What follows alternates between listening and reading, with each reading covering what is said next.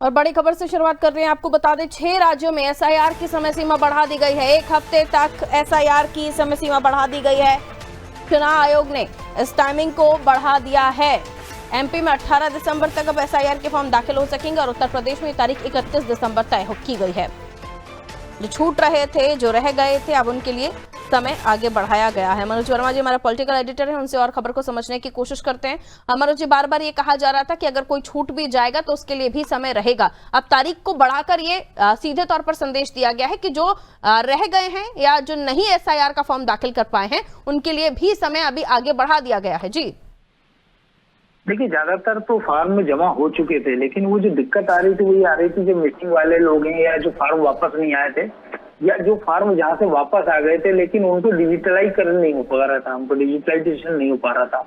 इसको लेके बड़ी समस्या आ रही थी। इसको लेके 6 राज्यों के जो चीफ इलेक्टोरल ऑफिसर हैं उन्होंने इलेक्शन कमीशन ऑफ इंडिया से रिक्वेस्ट की थी। उसमें मध्य प्रदेश भी शामिल है, तमिलनाडु, गुजरात भी शामिल है।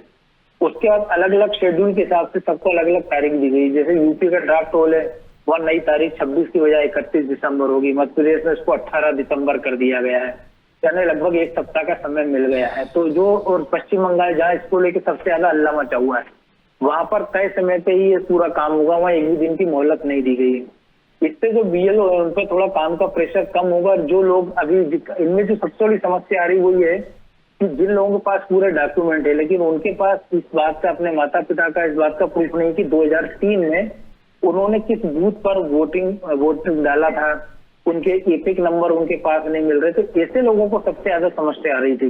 हालांकि इनके लिए चुनाव आयोग ने एक छूट दी थी कि जब ये सारा कुछ हो जाएगा, इसके बाद जब अंतिम नामांकन प्रकाशन सूची प्रकाशित होगी उसके पहले उनके दावे आपत्ति मांगे जाएंगे। और अगर किसी के पास 2003 के उसको लेकर अपने माता पिता का कोई डॉक्यूमेंट नहीं भी है तो वो जो 12-14 डॉक्यूमेंट चुनाव आयोग सुप्रीम कोर्ट ने मान्य किए हुए हैं उनमें से उनको एक दिखाकर मतदाता सूची में अपना नाम जुड़वा सकेगा। लेकिन इसके बाद भी चूंकि बड़ी संख्या में ये दिक्कतें आ रही थी, कोई मिसिंग है कि कोई मृत हो गए हैं। जैसे भोपाल की हम बात करें, लगभग 3-4 लाख नाम कटने की नौबत थी।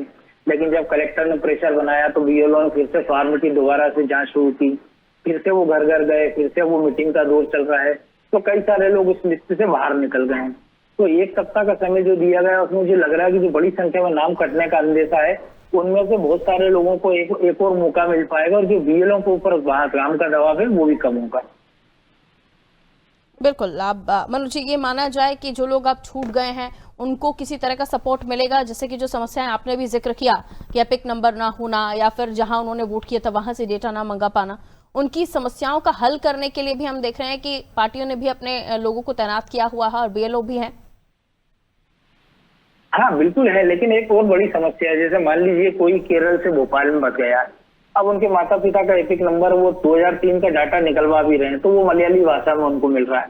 ये प्रॉब्लम उनको तमिल भाषा में जो आ रहा है। अब जो यहाँ जो बीएलओ वो उस भाषा को समझते नहीं है तो वो कहते हैं कि इसको हिंदी में अंग्रेजी में मंगवा कर दीजिए। लेकिन चुनाव आयोग वहाँ का केरल या तमिलनाडु का आपके कहने पर हिंदी या तमिल में लिखकर नहीं दे सकते, हिंदी में या अंग्रेजी में लिखकर नहीं दे सकता है। तो ऐसी भी समस्या चुनाव आयोग के पास आई है। तो इस प्रकार के फार्मों के निराकरण के लिए तारीख बढ़ाई गई है, क्योंकि फिर यह तय हुआ कि जो राज्य के मुख्य निर्वाचन आयुक्त है वो अपने स्तर पर वहाँ दूसरे राज्यों के निर्वाचन आयुक्तों से कोऑर्डिनेट करेंगे। क्योंकि ये समस्या उन राज्यों के जो प्रवासी, मान लीजिए जो उन राज्यों में रह रहा है केरल तमिलनाडु में, और उनके माता पिता 2003 की स्थिति में वो मध्य प्रदेश के वोटर थे या छत्तीसगढ़ के या उत्तर प्रदेश के, तो यहाँ से जो एपिक नंबर और वो जारी हो रहा है वो हिंदी में जारी हो रहा है, जिसको वहां मान्य नहीं किया जा रहा है। तो ये सारी कैसी एक विचित्र टाइप की जो समस्या है वो भी सामने निकल कर आ रही थी। इसको लेकर भी इस तारीख को आगे बढ़ाया गया है।